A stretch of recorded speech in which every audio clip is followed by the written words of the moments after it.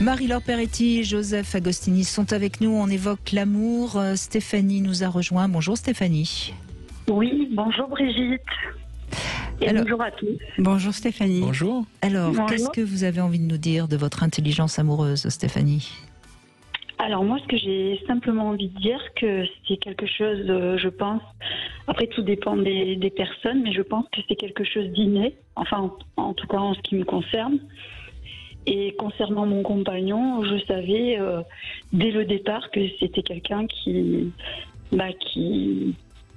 c'était un compagnon de toute une vie, tout simplement. D'accord. Vous le saviez dès le début. Dès le début, oui. Ah oui. Vous le sentiez. Oui, Et pourtant, vous en parlez à l'imparfait, donc il n'est plus là. exactement. Hmm. C'est ce qui est encore, plus fort, c'est qu'on est séparés depuis 7 mois. Oui. Donc il est parti rejoindre d'autres horizons, on va dire. Donc c'était un choix de sa part. Mais d'autres horizons sur le plan géographique ou amoureux ? Amoureux.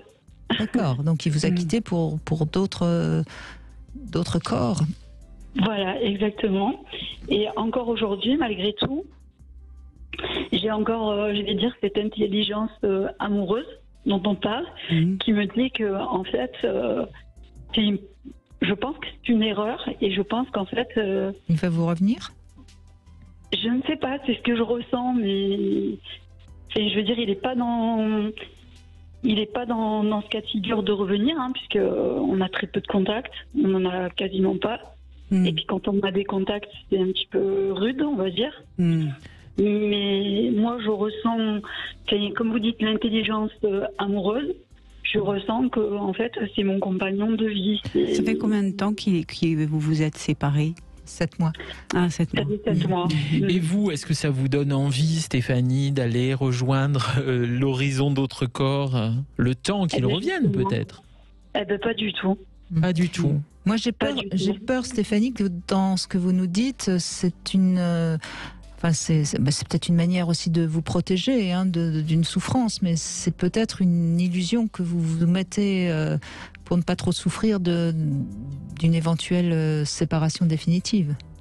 Peut-être aussi. Mais pourquoi pas, aussi. après tout. C'est dommage que ce soit pas une liberté. Ouais, c'est peut-être ma façon de combler cette perte mais quand même, on parle d'intelligence amoureuse. Et je reste persuadée et je pense que le temps me donnera raison. On ne peut pas se projeter. Cela dit, Stéphanie, vous étiez ensemble depuis combien de temps ? 7 ans. 7 ans.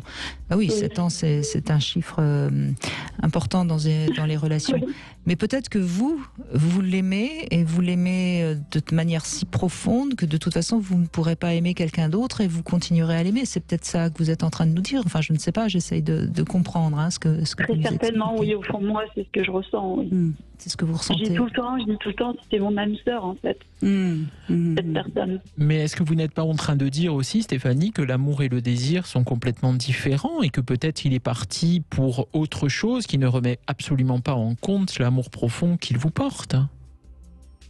Eh ben, je pense que oui, l'amour c'est deux choses complètement différentes. Oui, et c'est peut-être pour ça d'ailleurs que vous l'attendez parce que ce n'est pas fini à votre regard. Oui, à mon regard. Mais quelle preuve vous avez qu'il y a quelque chose encore de fort entre vous qui serait ce lien d'amour dont vous parlez ? Parce qu'à un moment donné... Tous les échanges, alors c'est la rencontre. La rencontre, c'est tous les échanges, tous les échanges que qu'on vous a avez eu eus. ensemble.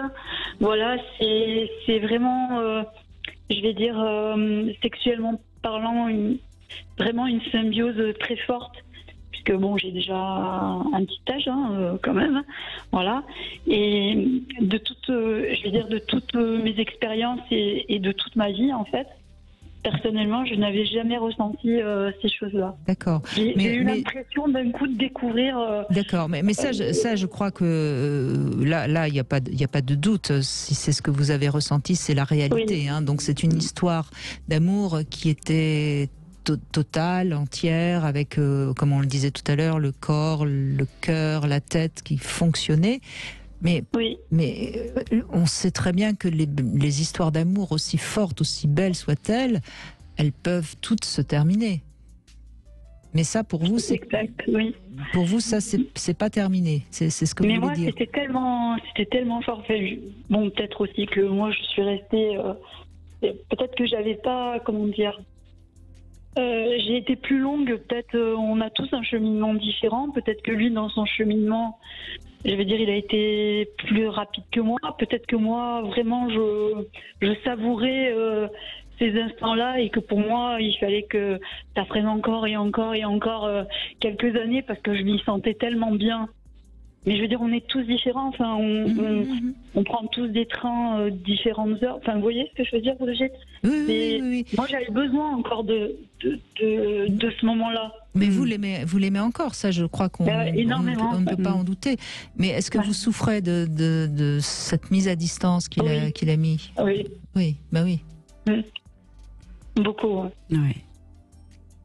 Donc peut-être que l'espérance, comme on dit toujours, l'espoir fait vivre. Oui, bien sûr. Peut-être que cette impression que vous avez, de toute façon, vous aide. L'espérance est aussi une façon d'atténuer. Vous voyez, c'est comme si vous mettiez un édredon pour amoindrir. Pour que la chute s'apaise et que ça soit moins violent, parce que c'est presque audible votre peine. Vous voyez? Donc mettez tous les étredons qu'il faut, tous les coussins qu'il faut pour amortir, bien sûr. C'est ce que je me dis au final, le temps va passer. Oui. Tout dépend de quel étage vous sautez quand même. Hein. Faites attention de ne pas vous casser. Hein. Oui, là c'était haut, je vous garantis. Il est haut et violent d'un coup. Bien sûr. Franchement, moi personnellement, je m'y attendais pas, donc parce qu'on avait des projets. Je veux dire, un mois avant, on visitait des maisons pour acheter un bien commun. Enfin, on avait des projets, on partait dans des projets. On venait de changer de région d'ailleurs, puisque moi je suis remontée le rejoindre. Donc vous êtes déracinée en plus de votre région. Je me suis déracinée, oui, j'ai laissé l'appartement, j'ai laissé les enfants, les petits-enfants, j'ai été le rejoindre, j'ai resté 6 ans et demi chez lui, là où il habitait. Ensuite, lui, il a retrouvé du travail dans le sud, parce que moi, j'étais originaire du sud. Oui, ça s'entend un peu. Il est reparti en éclaireur et rebelote le boulot que j'avais, ce que j'avais, les connaissances que je m'étais faites, parce qu'il faut s'adapter. À nouveau, j'ai tout relâché et je suis revenue dans le sud. Mais Stéphanie, cet espoir, il cache pas aussi peut-être beaucoup de colère, et de la colère bien légitime aussi. Enfin, vous avez quand même été lâchée alors que vous étiez pleine de projets. Alors de la colère, oui, certainement, j'ai de la colère, forcément. Enfin, quand je l'aurai en face de moi, c'est sûr que j'ai de la colère. Mais je pense que on dit toujours, l'intelligence amoureuse, on revient sur le thème de l'émission. Oui, bien sûr. Et je dis simplement que l'amour que j'ai pour lui va au-delà de ma colère. Vous savez, écoutez, quelque part, celui qui aime et qui donne, ça c'est cadeau. Voilà. Et peut-être que lui, il n'en veut pas, mais vous, écoutez, en tout cas, vous donnez, vous aimez. Voilà.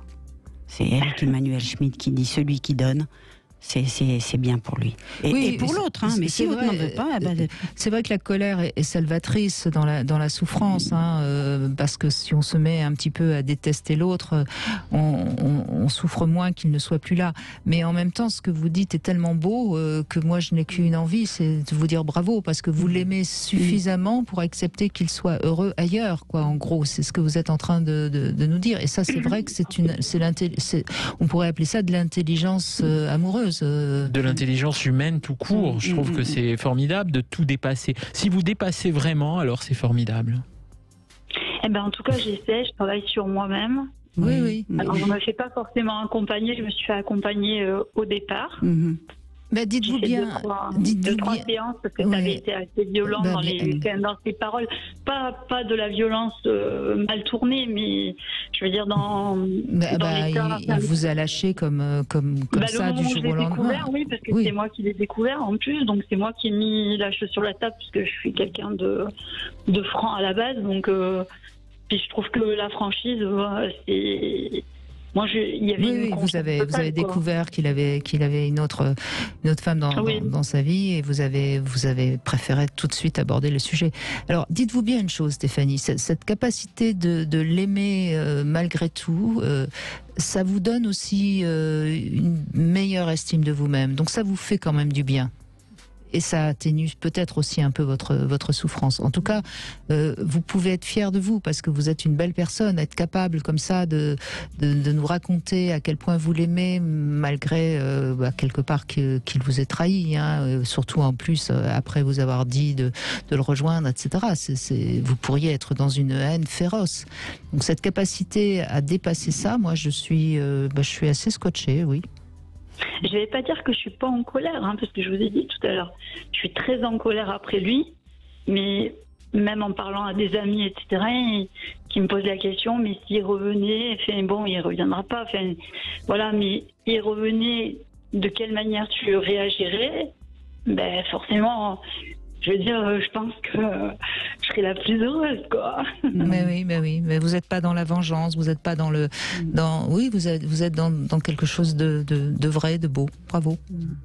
Enfin, moi, je vous remercie. La vraie sagesse, hein, c'est accepter l'autre. C'est la vraie sagesse. Oui, je ne sais pas si c'est la vraie sagesse, mais en tout cas, moi, ça me permet, comme vous disiez tout à l'heure, de moins, même si j'en souffre énormément, hein, puisque, je veux dire, 7 mois, je cherche pas à rencontrer forcément des gens. Je pense même que je vois pas bien ce qui se passe autour de moi, puisque je suis vraiment dans ma